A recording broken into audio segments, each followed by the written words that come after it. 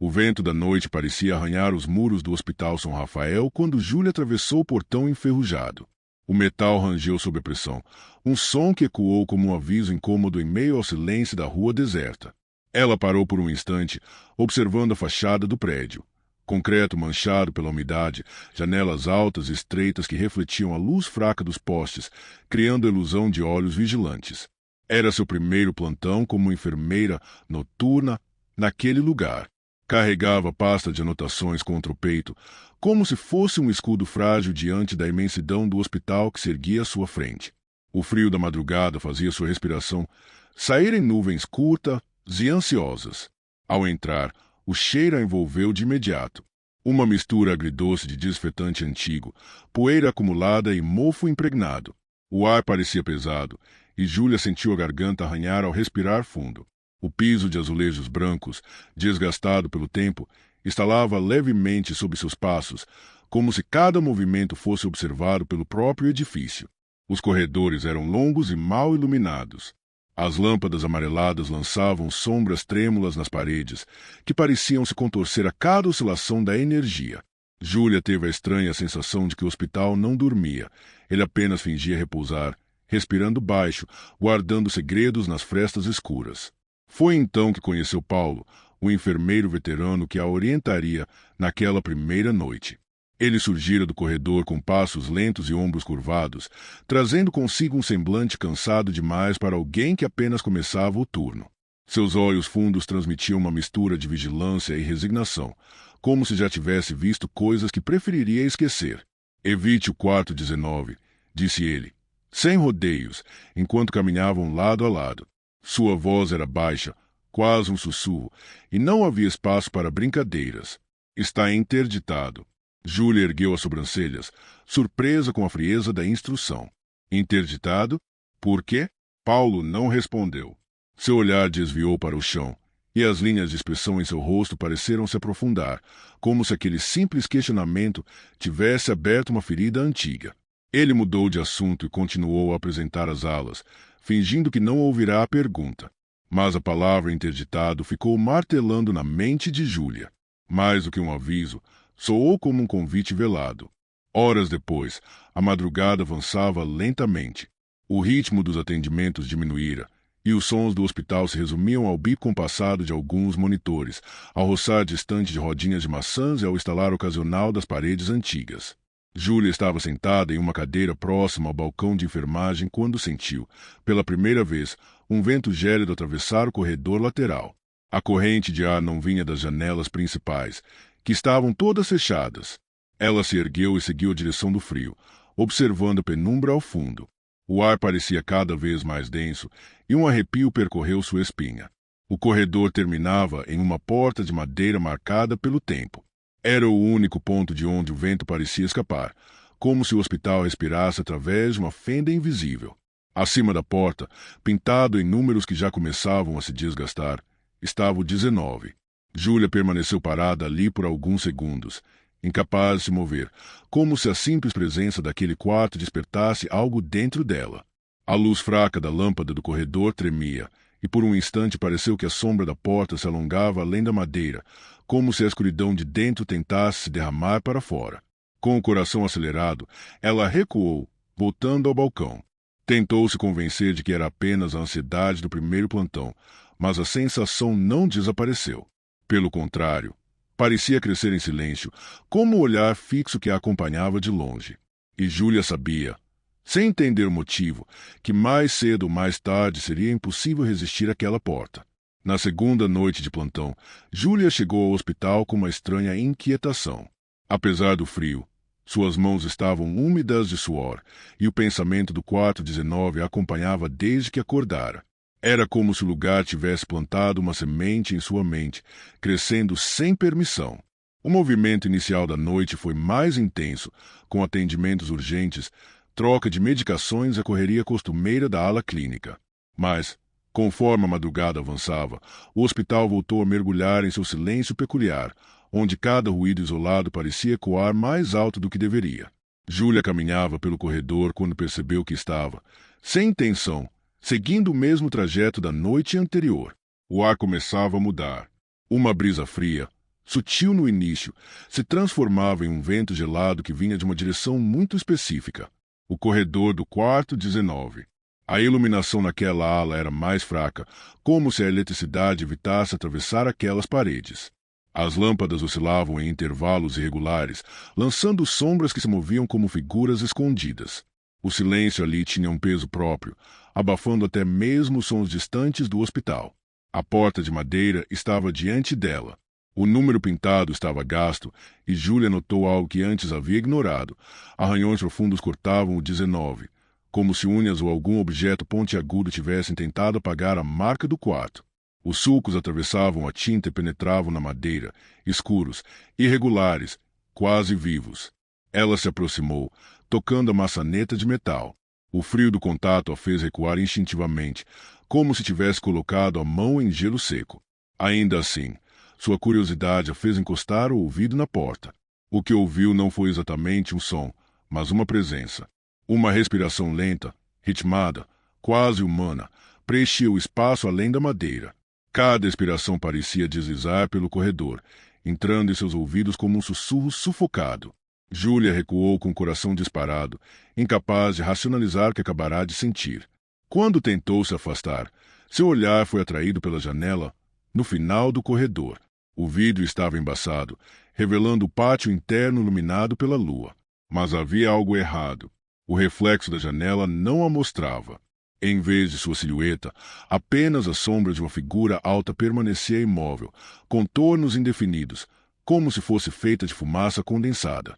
A figura parecia observá-la em silêncio, sem rosto, sem forma definida. Um arrepio percorreu sua espinha, e Júlia recuou de imediato, quase tropeçando. Correu pelo corredor, ignorando a dor no peito causada pela respiração acelerada. De volta à ala principal, tentava recuperar o fôlego, mas a sensação não passava.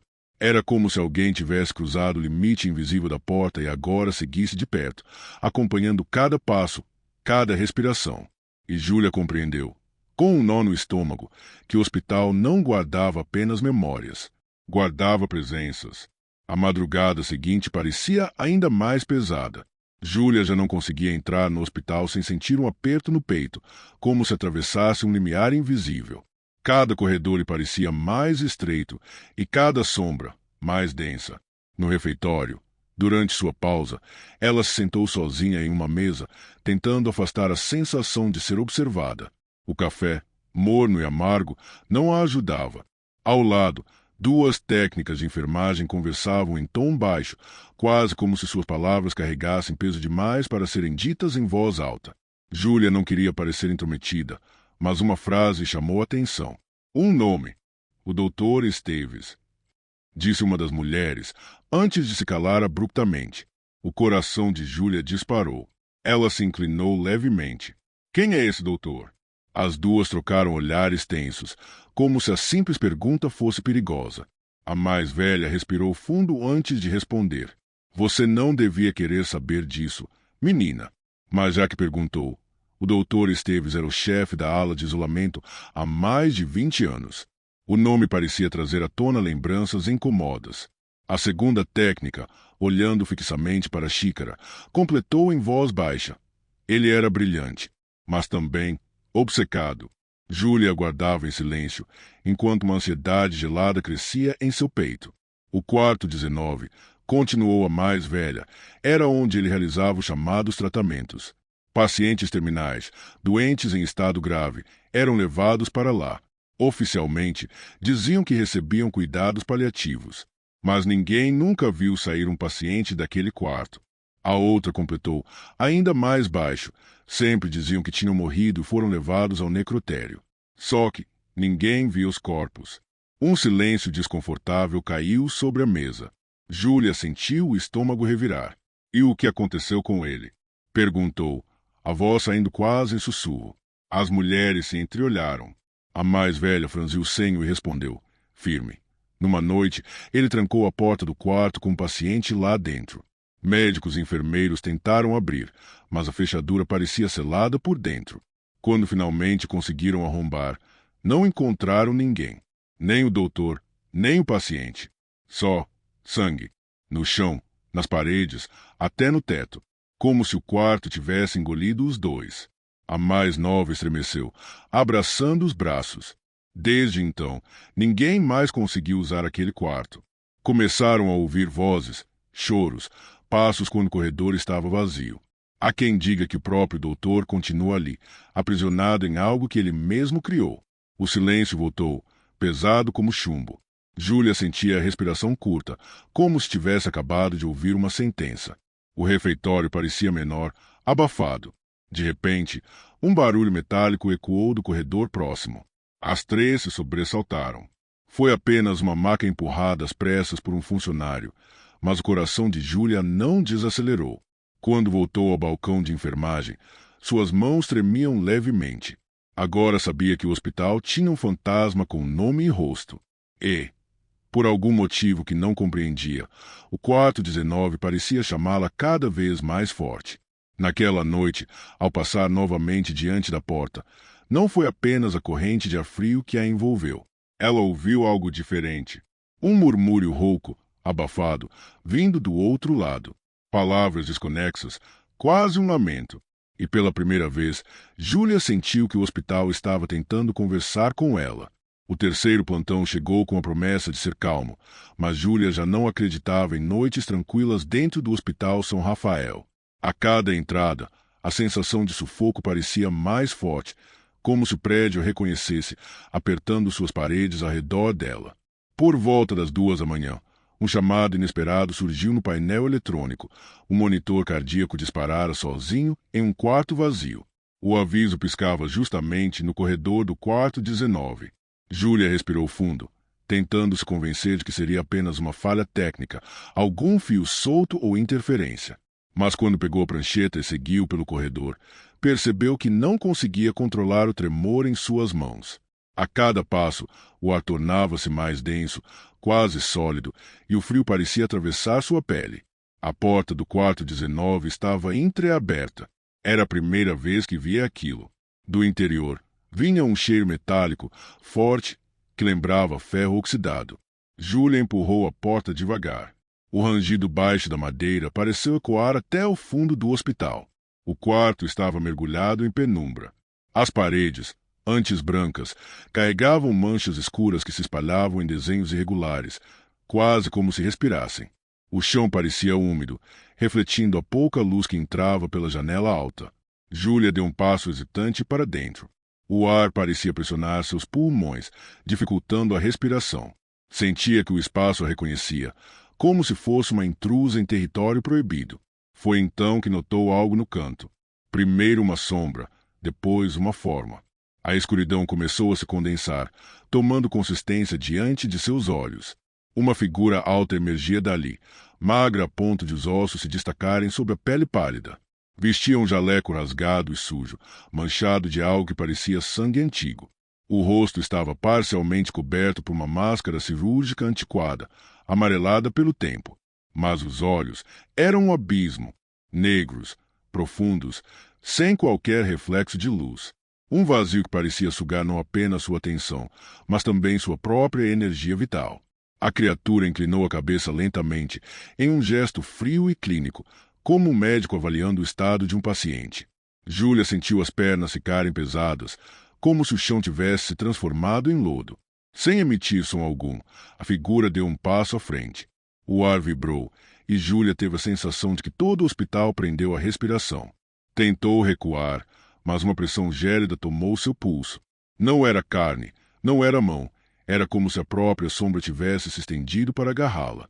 A sensação queimava e congelava ao mesmo tempo, percorrendo seu braço até o peito. Júlia tentou gritar, mas a voz não saiu. Sua mente foi inundada por imagens rápidas, flashes que não eram dela, corpos em maçãs, olhares desesperados, instrumentos cirúrgicos brilhando sob luzes fortes, e o doutor esteve curvado sobre pacientes que jamais saíram vivos do quarto 19. O quarto parecia pulsar ao redor dela, como se as paredes respirassem no mesmo ritmo daquela presença. O monitor cardíaco, que justificara sua entrada ali, emitia sinais desconexos, mas não havia aparelho, não havia paciente. Apenas um quarto vazio, manchado de ecos do passado. Júlia sentia que, se não se libertasse, seria engolida por aquele vazio. e a pressão em seu pulso não diminuía. O toque daquela presença era insuportável. Júlia sentia a pele arder e gelar ao mesmo tempo, como se correntes de fogo e gelo percorressem suas veias. Sua visão turvou, e uma vertigem a arrastou para longe da realidade. As imagens invadiram sua mente em sucessivos relances. Pacientes gritando, presos a maçãs manchadas, implorando por socorro que nunca veio. O doutor Esteves inclinando-se sobre eles, os olhos negros e vazios refletindo apenas prazer na dor alheia. Instrumentos metálicos brilhando sob a luz fria das lâmpadas, cortando fios de vida como se fossem frágeis cordas. O quarto 19 engolindo cada suspiro, cada alma, alimentando-se deles. Com um esforço quase desesperado, Júlia puxou o braço e se libertou do toque.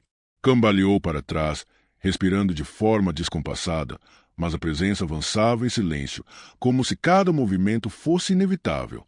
Ela correu pelo corredor, mas o caminho parecia se estender além do natural, como se jamais fosse alcançar o fim. As luzes piscavam em intervalos irregulares, mergulhando a hora na escuridão, ora em clarões rápidos. E em cada clarão, a figura do doutor estava mais próxima, surgindo em pontos diferentes, como se o espaço não tivesse poder algum para contê-lo. Seus pulmões queimavam, a respiração se transformava em desespero, e a cada passo a sensação de estar sendo puxada para trás aumentava. O hospital inteiro parecia distorcido, como um organismo vivo que não queria deixá-la escapar. Quando finalmente alcançou o saguão principal, ofegante e trêmula, o relógio marcava 3 da manhã. O enfermeiro Paulo estava ali, parado com uma prancheta nas mãos, mas sua expressão estava diferente. Pálido, com as mãos rígidas, parecia esperar por ela. Você entrou lá, não foi? Perguntou com a voz rouca, sem esperar resposta. Agora ele sabe seu nome. Júlia não conseguiu responder. Apenas tentou recuperar o fôlego, sentindo o vazio frio em seu peito. A porta automática do hospital se abriu sozinha, deixando entrar uma rajada de vento gelado que fez as luzes do saguão vacilarem. Júlia, em estado quase de transe, atravessou a saída. Do lado de fora, a madrugada parecia calma demais. Mas quando olhou de relance para o vidro da porta, viu o reflexo. Atrás dela, dentro do hospital, estava a figura do doutor Esteves, imóvel, observando, os olhos negros fixos nela e a respiração lenta preenchendo o reflexo. Na manhã seguinte, quando os primeiros funcionários do turno diurno chegaram, encontraram o armário de Júlia aberto. Seu crachá não estava mais lá. No lugar, repousava apenas uma máscara cirúrgica antiga, manchada de vermelho. E desde então, alguns juram ouvir, em noites de vento frio, uma nova respiração vinda do quarto 19. Se você gostou dessa história e quer continuar acompanhando os mistérios e terrores que aguardam, não se esqueça de deixar o seu like, se inscrever no canal e ativar o sininho para não perder nenhuma das próximas narrativas. Sua participação ajuda muito a manter esse projeto vivo. Prepare-se, porque a história 2 já vai começar. A noite havia caído sobre a cidade, trazendo com ela um manto úmido de neblina que se acumulava nas ruas vazias. O Hospital Santa Aurélia erguia-se solitário no alto da colina, sua fachada iluminada por poucos refletores que lançavam luzes pálidas sobre as janelas escuras. O prédio parecia um monumento à passagem do tempo, uma mistura de modernidade fria com cicatrizes antigas. Ricardo ajeitou o uniforme, puxando o zíper da jaqueta até o pescoço. Ainda sentia a rigidez do tecido novo contra a pele. Era sua primeira noite como vigia do hospital. Embora tivesse tentado disfarçar durante o treinamento, não conseguia ignorar a estranha inquietação que o tomava agora que estava sozinho. Ao atravessar o saguão principal, seus passos ecoaram sobre o piso encerado. O som se repetia nas paredes altas, como se alguém o acompanhasse de perto. Ele tentou ignorar, mantendo o olhar fixo nos balcões de atendimento, agora desertos, e nos corredores que se estendiam como veias iluminadas por lâmpadas fluorescentes. A luz era excessivamente branca, quase dolorosa, mas parecia enfraquecer conforme se afastava das áreas de circulação, como se a escuridão roubasse sua força. A cada corredor percorrido, Ricardo sentia o ar se transformar. No início, fresco e climatizado, mas depois, pesado, carregado de umidade, como se tivesse atravessado uma fronteira invisível. Seu coração acelerava em momentos breves, sem razão aparente, e ele respirava fundo, tentando manter o ritmo. No final de uma ala, avistou a porta dupla de vidro fosco. Fitas amarelas cruzavam os dois lados, mas estavam desbotadas e quebradiças, como se tivessem sido esquecidas há décadas. Sobre o vidro, lia-se ainda, de forma quase apagada, a frase acesso restrito. Ricardo parou diante dela. Não havia motivo algum para se aproximar, mas seus olhos insistiam em examinar cada detalhe. Por trás do vidro, nada além de sombras. No entanto, a sensação era de estar sendo observado dali de dentro. O ar ao redor da porta parecia mais frio, e o silêncio, absoluto. Por um instante, acreditou ver uma sombra se mover. Um vulto escuro, lento, atravessando de um lado ao outro, mas tão rápido que poderia ter sido um reflexo da própria luz. Seu peito apertou. Ele fixou os olhos, esperando que algo acontecesse, mas nada. Apenas o corredor imóvel, sufocante. O rádio preso ao cinto emitiu um chiado súbito. Ricardo se sobressaltou, o coração disparando, antes de ouvir a voz tranquila do chefe de segurança. Tudo certo por aí. Ricardo, primeira noite é sempre estranha. Mantenha calma e faça sua ronda com atenção. Positivo. Tudo tranquilo, respondeu, tentando esconder a tensão na voz. O silêncio voltou, mas já não parecia o mesmo. Agora, o hospital inteiro parecia respirar junto com ele, como se os corredores guardassem uma vida oculta. Ricardo afastou-se da porta, mas não conseguiu deixar de pensar que algo, dentro da ala interditada, havia notado sua presença. E por mais que seguisse em frente, tinha a sensação de que aquela porta continuava atrás dele, como um olhar persistente, imóvel e eterno. Ricardo retornou ao escritório de vigilância pouco depois de iniciar a ronda. O espaço era pequeno, apertado, com paredes amareladas pelo tempo e móveis que rangiam a cada movimento. A penumbra das lâmpadas fluorescentes cansadas dava ao lugar um ar de abandono, apesar de ser o ponto mais seguro do hospital naquela hora da noite. Enquanto se acomodava diante dos monitores, percebeu um caderno antigo sobre uma prateleira baixa, meio escondido atrás de pilhas de pastas. O objeto parecia ter sido esquecido há anos. O couro ressecado rangeu quando o abriu, e o cheiro forte de papel envelhecido invadiu o ambiente. As páginas amareladas continham nomes, datas de entrada e saída, e registros médicos de pacientes que, na maioria, já haviam falecido há décadas. Ricardo folheou com cuidado, sentindo uma estranha sensação de desconforto crescer a cada linha lida. Havia uma repetição, um padrão que o fez parar. O nome Dr. Alcides Moura, sempre acompanhado da palavra plantão. O detalhe mais inquietante era a data registrada da última vez que ele teria estado no hospital. Há 37 anos, justamente no dia do incêndio que devastou parte da ala antiga. Ricardo engoliu em seco. Um frio percorreu sua espinha, e ele se obrigou a respirar devagar, tentando afastar a sensação de que aquele nome carregava um peso que ultrapassava as páginas do caderno. Com a respiração ainda tensa, ele se voltou para os monitores. A tela que mostrava a ala interditada capturou sua atenção de imediato. No fundo do corredor escuro, uma figura de jaleco branco permanecia imóvel, olhando diretamente para a câmera. Ricardo piscou várias vezes, tentando convencê-lo de que era apenas um reflexo da luz ou talvez uma falha no equipamento. Mas a sensação de presença ali era inegável. Não era apenas um vulto na tela. Era um olhar que parecia atravessá-lo, frio e calculista. Cada músculo de seu corpo se tensionou. O ar na sala ficou mais pesado, como se a própria vigilância estivesse sendo observada por algo que não deveria existir. Ricardo sentiu o coração acelerar e por um instante considerou chamar reforço. Mas algo o impediu. Era como se uma força invisível mantivesse preso aquelas imagens, forçando a olhar cada detalhe, cada movimento, mesmo que não houvesse nenhum. A figura do corredor continuava lá, imóvel, mas a sensação de que estava prestes a se mover, de que estava consciente de sua presença, fazia com que cada segundo se alongasse de maneira quase insuportável. Ele recostou-se na cadeira, os dedos ainda trêmulos sobre o teclado, tentando manter a calma. Mas sabia que aquela noite não seria como as outras. O hospital, com suas paredes silenciosas e corredores vazios, acabará de mostrar que havia algo muito além do que qualquer registro podia explicar. Algo antigo, persistente e atento. E o nome Dr. Alcides Moura, marcado nas páginas amareladas, parecia o prenúncio de um plantão que nunca terminaria. Ricardo sentiu um frio correr pela espinha enquanto se aproximava da porta dupla de vidro que levava à ala interditada. As correntes, antes rígidas e firmes, agora estavam quebradas e espalhadas pelo chão, como se alguém ou algo tivesse passado por ali silenciosamente. Ele hesitou, observando cada detalhe, as marcas de ferrugem nas dobradiças, o vidro fosco arranhado em alguns pontos, como se mãos invisíveis tivessem passado por ali. O corredor que se abriu à sua frente parecia ter parado no tempo.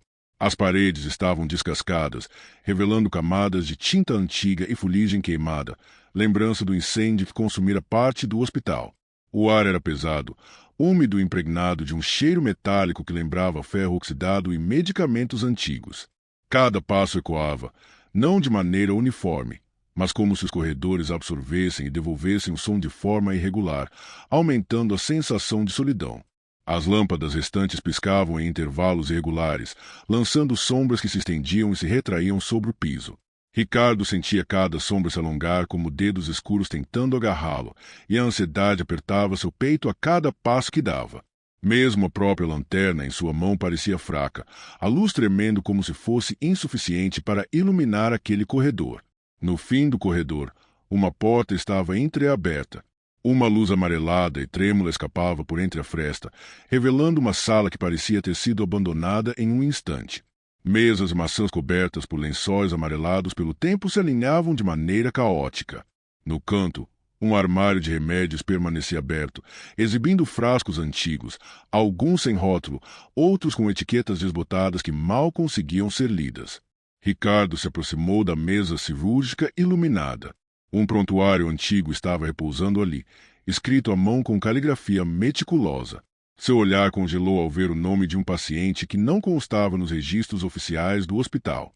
No rodapé do documento, uma assinatura familiar, Dr. Alcides Moura. O coração de Ricardo acelerou. Havia algo naquela sala que não pertencia ao presente, algo que parecia ter atravessado o tempo para lembrá-lo de que a ala não estava apenas abandonada. Era como se as paredes respirassem, pulsassem com uma memória viva, carregando a presença de quem ali trabalhou e morreu há décadas. Ele sentiu que não estava sozinho. Uma corrente de ar frio percorreu o corredor, apesar das portas fechadas, das janelas inexistentes. Ricardo virou-se devagar, mas não havia nada além de sombras.